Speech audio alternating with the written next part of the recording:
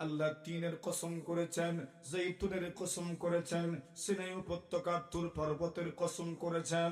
আল্লাহ পাক পবিত্র নগরী, শান্তির নগরী, সম্মানের নগরী মক্কাতুল মুকাররমার শপথ করেছেন।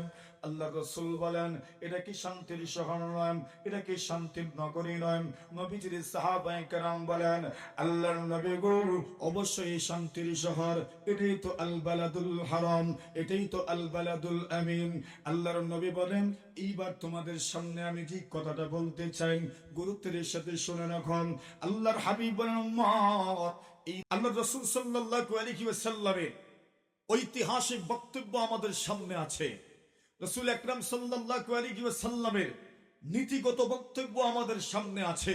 রাসূল আকরাম সাল্লাল্লাহু আলাইহি ওয়াসাল্লাম সমাজ ব্যবস্থাকে সুন্দর করার জন্য যে বক্তব্য দিয়েছেন, সেগুলো আমাদের সামনে আছে। রাসূলের কোনো বক্তব্য নিছক বক্তব্য ছিল না। এই বক্তব্যগুলো আইনে পরিণত হয়েছে, এমন বক্তব্য আমাদের সামনে আছে। রাসূলের কিছু কিছু বক্তব্য মানুষের বিবেচনাধীন ছিল, সেই বক্তব্যগুলো আমাদের সামনে আছে। গোটা উম্মত যদি আল্লাহর রাসূলের সেই বক্তব্যগুলো তাদের সামনে পেশ করা যায়, উপস্থাপন করা যায়, আর উম্মত যদি আন্তরিকভাবে সেই বক্তব্যের মর্ম উপলব্ধি করতে পারে, ধারণ করতে পারে, তাহলে আগামীর বাংলাদেশ হবে কোরআন সুন্নাহের বাংলাদেশ। তার জন্য করণীয় কি? করণীয় হচ্ছে মুহাম্মদুর রাসূল সাল্লাল্লাহু আলাইহি ওয়াসাল্লামের সেই বক্তব্যগুলো আমাদের সামনে আসার দরকার। আমি তো সব বক্তব্য তো আর তুলে ধরতে পারবো না, আমি মাত্র কয়েকটা কথা আপনাদের সামনে তুলে ধরতে চাই। কষ্ট হচ্ছে আপনাদের? রাসূল আকরাম সাল্লাল্লাহু আলাইহি ওয়াসাল্লামের একটা বক্তব্য, যেই বক্তব্যকে বলা হয় বিদায় হজ্জের ভাষণ। কি বলা হয়? পৃথিবীর ইতিহাসে এত বহুল প্রচলিত প্রচারিত আর কোন বক্তব্য নাই। বিদায় হজ্জের ভাষণ নামক বক্তব্য যেই পরিমাণ প্রচারিত, এবং এটা যেই পরিমাণ দৃঢ়, এবং এটা যেই পরিমাণ বিশ্বস্ত সূত্রে বর্ণিত হয়েছে, আর কোন বক্তব্য এই পরিমাণ বিশ্বস্ত সূত্রে বর্ণিত হয় নাই। সেই বক্তব্য আপনি দেখেন, সেই বক্তব্যের মধ্যে অর্থনীতির ব্যাপারে রাসূল কথা বলেছেন, সামাজিক উন্নয়নের ব্যাপারে রাসূল কথা বলেছেন, পারিবারিক ব্যবস্থার ব্যাপারে রাসূল সাল্লাল্লাহু আলাইহি ওয়াসাল্লাম কথা বলেছেন, পারিবারিক শান্তি সুখ সমৃদ্ধি কিভাবে আসবে সেই ব্যাপারে রাসূল কথা বলেছেন, অর্থনৈতিকভাবে মানুষ কিভাবে উন্নতি লাভ করবে সেই ব্যাপারে রাসূলের সুস্পষ্ট দিক নির্দেশনা এই বক্তব্যের মধ্যে পাওয়া যাচ্ছে। আল্লাহর রাসূল সাল্লাল্লাহু আলাইহি ওয়াসাল্লাম তার এই বক্তব্যে সুদের বিরুদ্ধে কথা বলেছেন। রাসূল তার এই বক্তব্যে, আল্লাহর পয়গম্বর এই বক্তব্যের মধ্যে হত্যার বিরুদ্ধে কথা বলেছেন, মানুষকে অপদস্থ করার বিরুদ্ধে কথা বলেছেন, একজন মানুষের ইচ্ছা তার সম্পদ রক্ষার অধিকারের ব্যাপারে আল্লাহ রাসূল কথা বলেছেন। সবগুলো বক্তব্য আমাদের সামনে আছে। আল্লাহ রাসূলের এই বক্তব্য যদি সামনে রাখা যায়, তাহলে গোটা দুনিয়ার মানব জাতি নবীজির পরে কিয়ামত পর্যন্ত যত আইন, যত তফা আমাদের সামনে পেশ করবে, সব তফাগুলো আল্লাহ রাসূলের এই বক্তব্যের ভিতরে চলে এসেছে। কথা বলে, আল্লাহ রাসূলের ওই বক্তব্য কেমন ছিল? এই ক্ষুদ্র পরিসরে, এই সব সময়ে আমি যে সব বক্তব্যগুলো আপনাদের সামনে তুলে ধরতে পারবো এমন নয়। আসল কয়েকটা কথা জরুরি, যে কথাগুলো না বললে না হয়। আমাদের সমাজ ব্যবস্থার সাথে এই বক্তব্যগুলো অত্যন্ত জরুরি বিষয়, এই কথাগুলো আলোচনা বেশি হওয়া দরকার। আল্লাহ রাসূল সাল্লাল্লাহু আলাইহি ওয়াসাল্লাম বক্তব্যের একটা পর্যায়ে বললেন, সাহাবায়ে কেরাম আমার, আজকের এই দিনের নাম কি?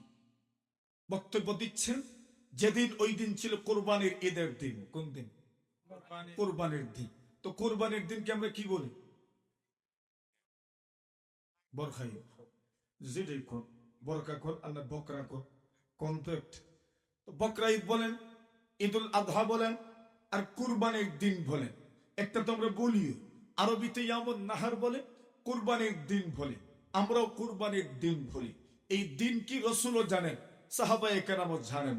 আল্লাহ রাসূল প্রশ্ন করলেন, আইয়ু ইয়ামিন হাদা, এই দিনের নাম কি?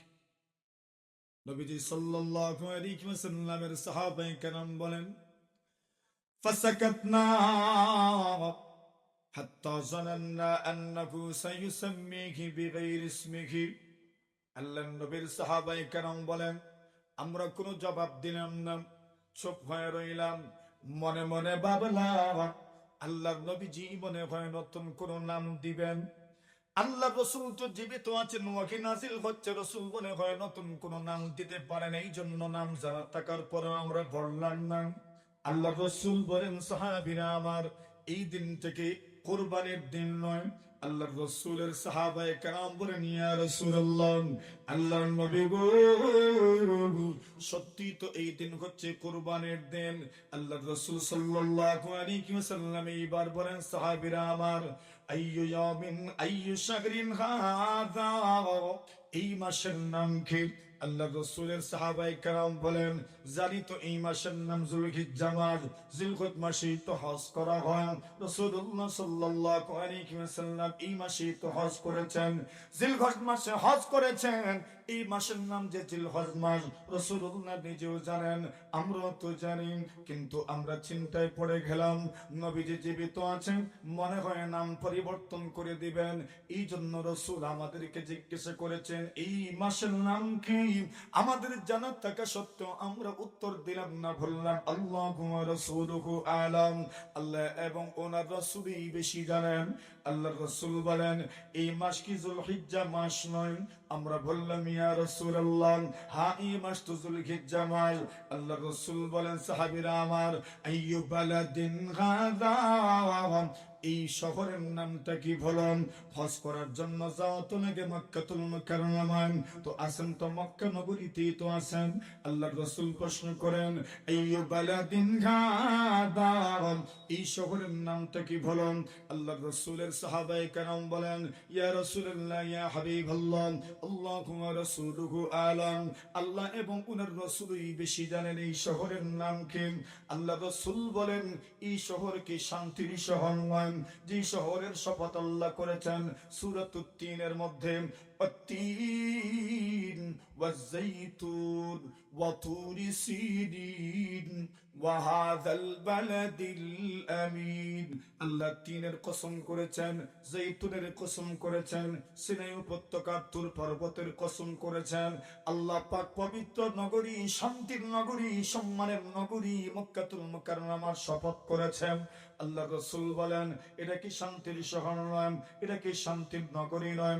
নবীজির সাহাবায়ে কেরাম বলেন, আল্লাহর নবী গো, অবশ্যই শান্তির শহর, এটাই তো আল বালাদুল হারাম, এটাই তো আল বালাদুল আমিন। আল্লাহর নবী বলেন, এইবার তোমাদের সামনে আমি যে কথাটা বলতে চাই, গুরুত্বের সাথে শুনে রাখুন। আল্লাহর হাবিব বলেন, উম্মত, এই দিন যেমন সম্মানী, কোরবানির দিনটাও আল্লাহর কাছে সম্মানী। আল্লাহ রাসূল বলেন, এই মাসটাও তো আল্লাহর কাছে সম্মানী। 12 মাসের মধ্য থেকে 4টা মাস হচ্ছে সম্মানী মাস। আল্লাহ রাসূল সাল্লাল্লাহু আলাইহি ওয়াসাল্লাম বলেন, এই 4 মাসের মধ্যে একটা মাস হচ্ছে যুলহিজ্জা মাস, মানে এই মাসটাও সম্মানী, দিনটাও সম্মানী, শহরটাও সম্মানী। ওই শহরের ভিতরে কেউ হত্যাকাণ্ড করতে পারবে না, এমনকি কারো ব্যাপারে কাসাস নেওয়া যাবে না, হত্যার বদলে হত্যা করাও যাবে না, ফাঁসির মঞ্চেও ঝোলানো যাবে না। এমন একটা শহর, যে শহরের কোনো গাছপালা উপড়ে ফেলা যায় না। এমন একটা শহরের নাম, যে শহরের মধ্যে দণ্ডবিধিও প্রয়োগ করা যায় না। এমন একটা শহরের নাম, সব দিক থেকে পবিত্র, শান্তির শহর, যে ডুববে শান্তি পেয়ে যাবে, নিরাপত্তা পেয়ে যাবে। মান দাখালাহু কানা আমিনান, ওই শহরে যিনি প্রবেশ করবেন শান্তিতে থাকবেন, নিরাপত্তা পেয়ে যাবেন, নিরাপদ থাকবেন। আল্লাহ রাসূল সাল্লাল্লাহু আলাইহি ওয়াসাল্লাম বলেন, এই দিন যেমন সম্মানী, এই মাস যেমন সম্মানী, ওই শহর যেমন সম্মানী।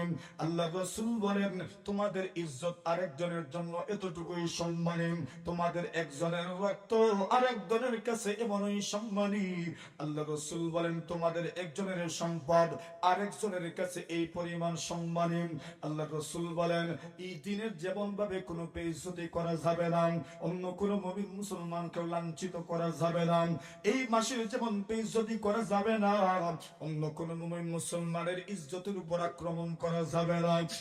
আল্লাহ রাসূল বলেন, এই শহরের যেমন বেইজ্জতি করা যাবে না, আল্লাহ তাআলার কোন বান্দা বান্দির ইজ্জতের উপর আপনি আক্রমণ করতে পারবেন না।